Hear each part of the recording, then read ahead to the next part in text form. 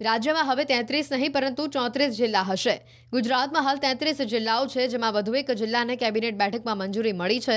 બનાસકાંઠા જિલ્લાનું વિભાજન કરીને થરાદ વાવને નવો જિલ્લો બનાવાશે। આ સાથે જ નવી નગરપાલિકાઓની રચનાને મંજૂરી આપવામાં આવી છે।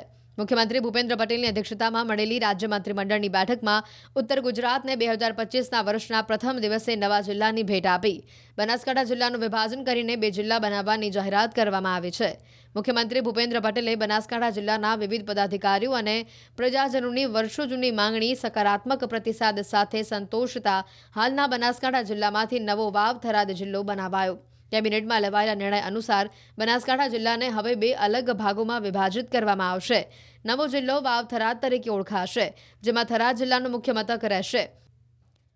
14 તાલુકામાંથી નવા બનનાર વાવ થરાદ જિલ્લામાં વાવ, ભાભર, થરા, ધાનેરા, સુઈગામ, લાખણી, દિયોદર અને કાંકરેજ એમ કુલ 8 તાલુકાઓ તેમજ ભાભર, થરાદ, થરા અને ધાનેરા એમ 4 નગરપાલિકાઓનો સમાવેશ થશે। બનાસકાંઠા જિલ્લામાં બાકીના 6 તાલુકાઓ પાલનપુર, દાંતા, અમીરગઢ, દાંતીવાડા, વડગામ અને ડીસા એમ કુલ 6 તાલુકાઓ તેમજ પાલનપુર અને ડીસા એમ 2 નગરપાલિકાઓનો સમાવેશ થશે।